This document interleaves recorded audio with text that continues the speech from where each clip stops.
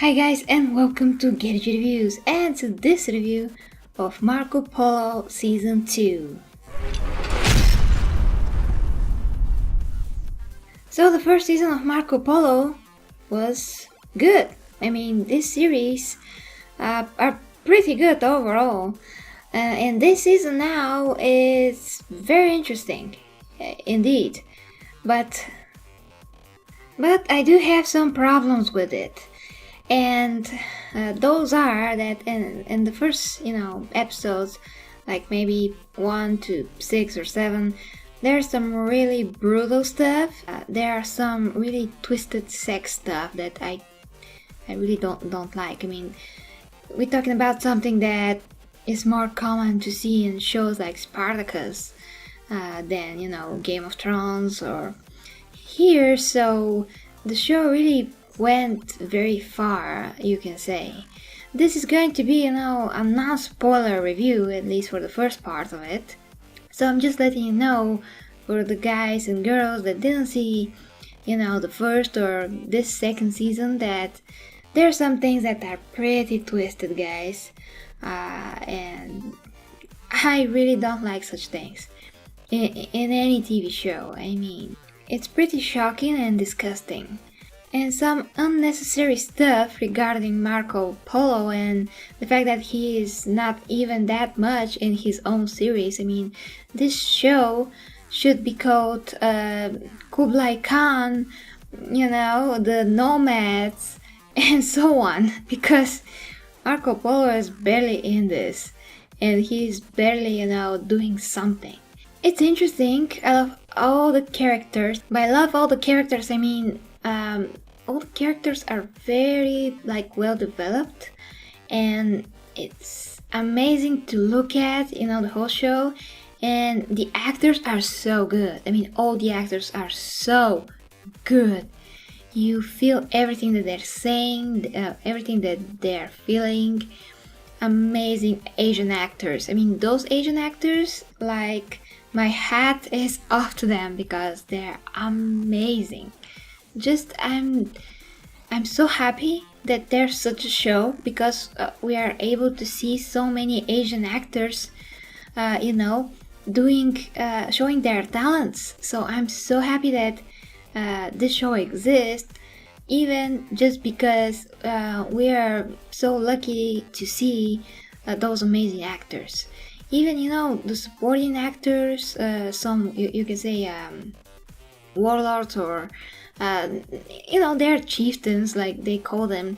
I mean, even third characters, I mean, not secondary, but even less than that characters, play amazing in their roles. They're really that person that they are playing.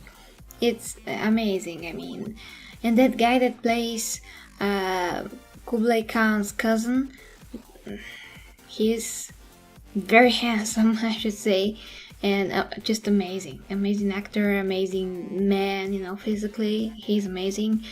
Also, the actress that plays his daughter as well, she's like a warrior princess. And I'm not saying this lightly.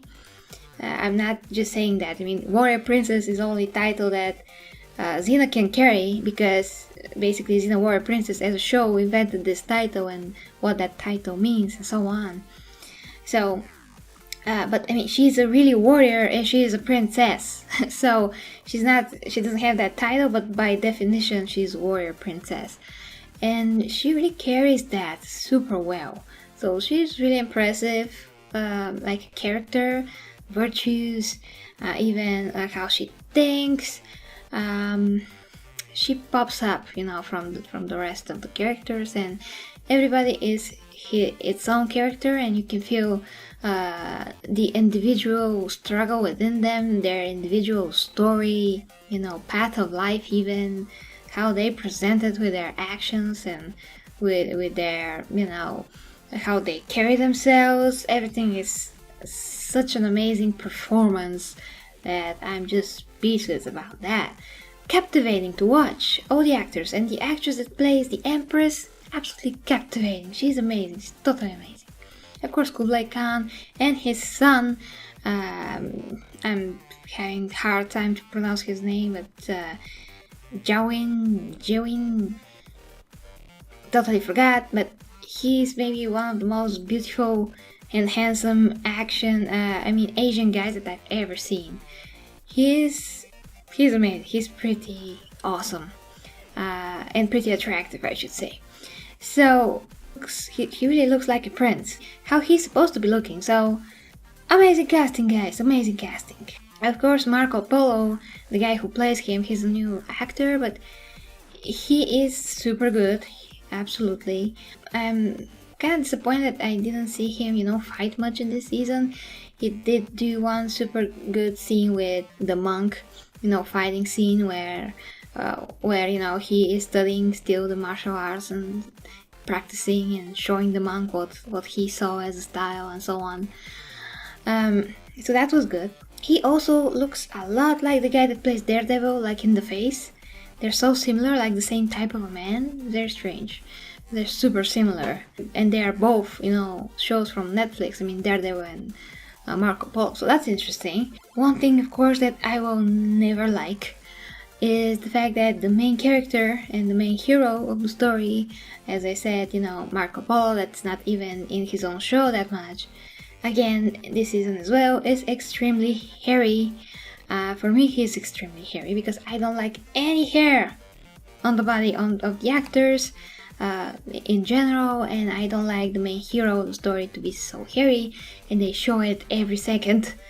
And I just don't get it. As a young guy, he has such a beautiful face and hair, and why we have to see this? And I don't know. I just don't like it. So not aesthetic, not befitting to the hero, the main guy. I just don't like it. Okay, just don't like that. Never, as growing up, I never imagined the main hero of the story, the man. If the main hero is a man, to be hairy. I never imagined this. They always were, clean shaven mostly, at least what I've watched.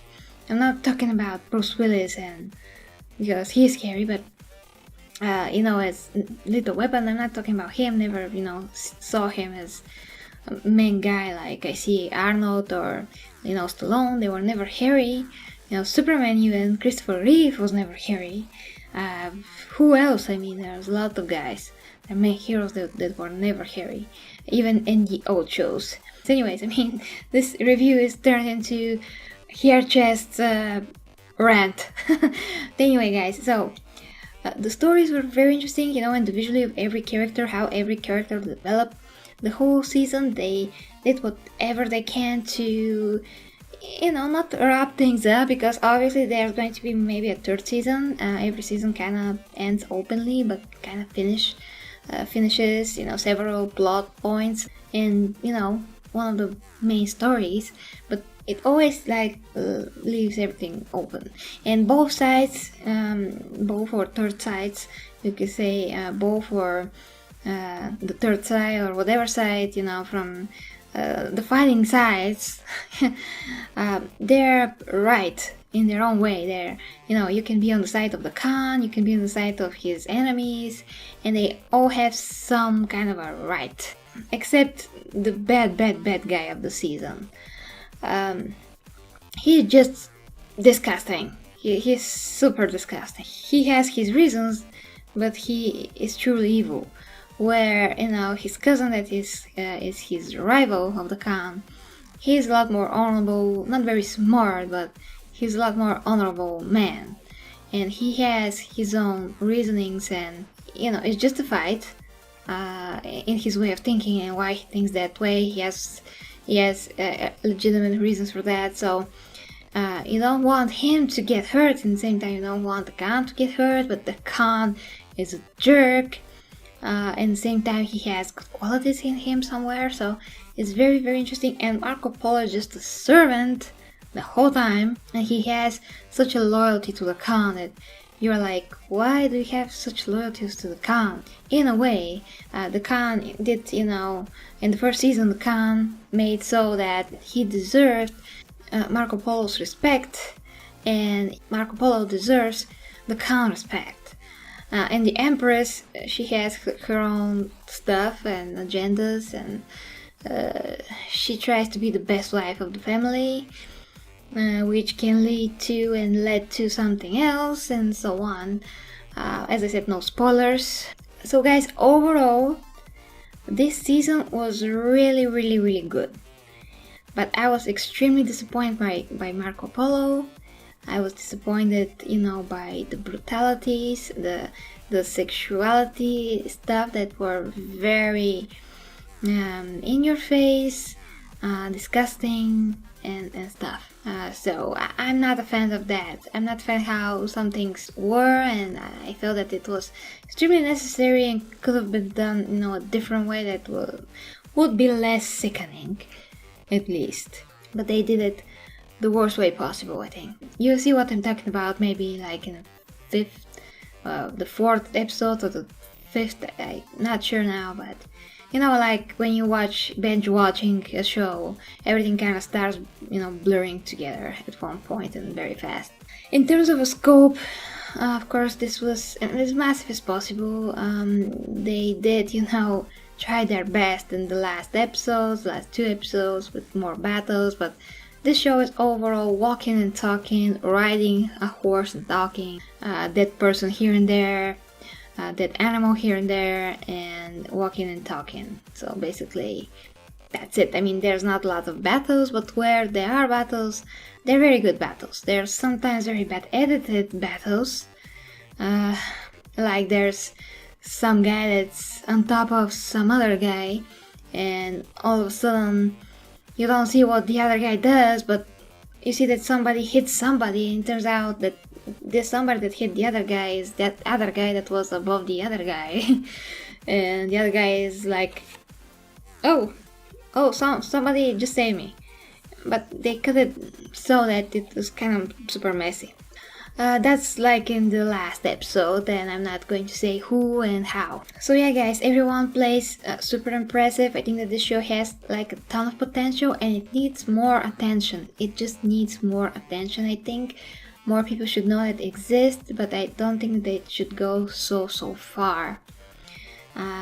So from a scale of 1 to 10, I will give this second season of Marco Polo an 8 out of 10. I'm just going to touch upon spoilers a bit now. So spoilers guys, if you don't want to know anything, just you can stop the video here. So spoilers. So what I didn't like about the sexual things, well, for one, there's a very disturbing rape scene, and it's so sick. It's just sickening because you see the Empress decided to impregnate the prince's wife, which is the Blue Princess, and she is actually pretending to be the Blue Princess, but anyways, so she basically figured out that the prince could not have children because he had already 4 wives or 3 wives before that, and none of them conceived.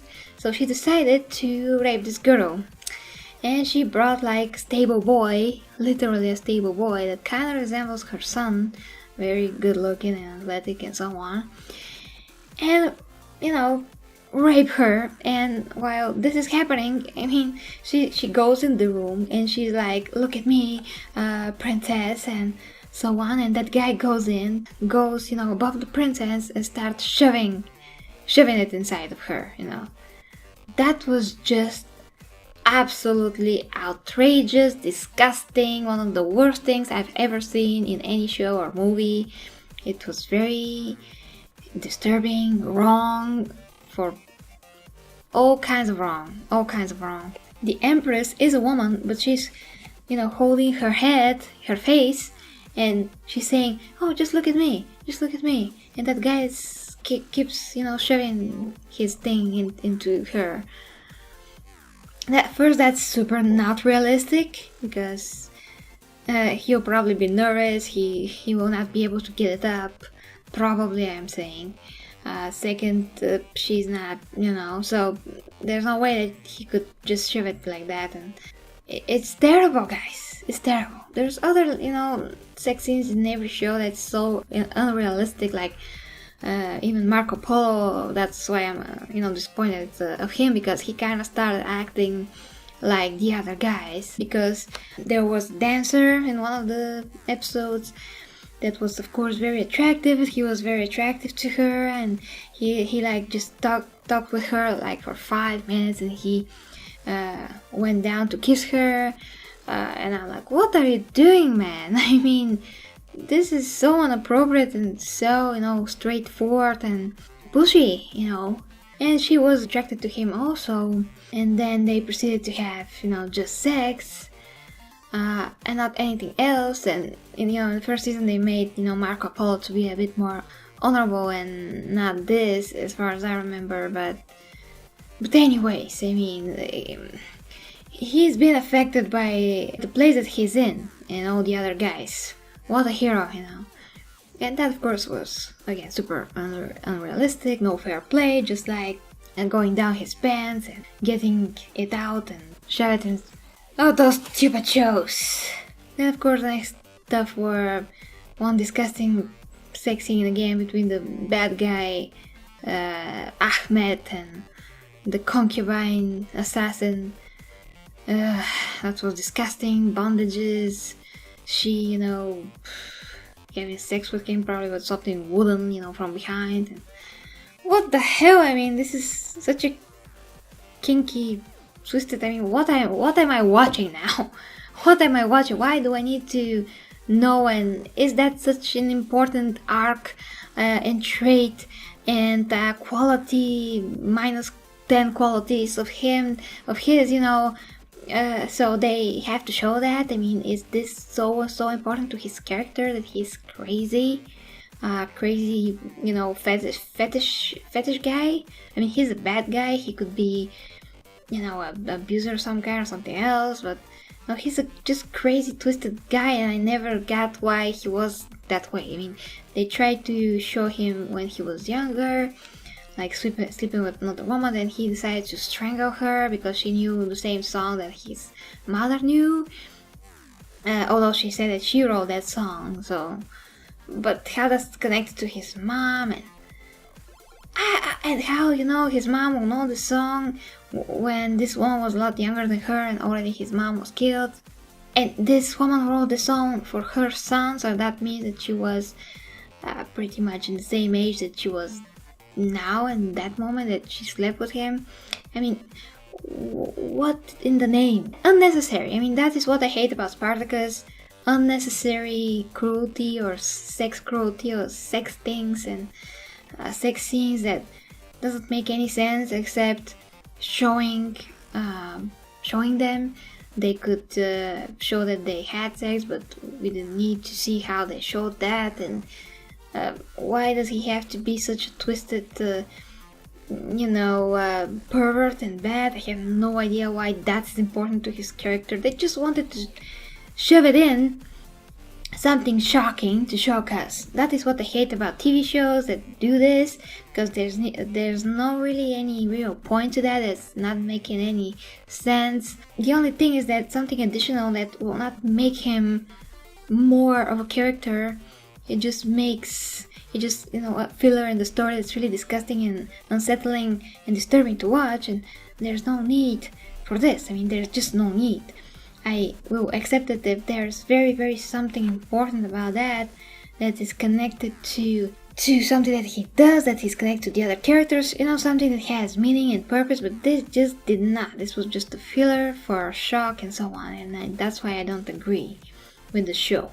And of course about, the Khan, Kublai, like, suck my whatever, just going to the concubine that wanted to kill his wife, but instead of, he being like hating her and not be able to look at her twice, he didn't kill her, but at least he should be like angry at her, and he should be like not attractive to a person that wants to kill your family, No, he just like, oh yeah, suck my, I won't accept this in shows.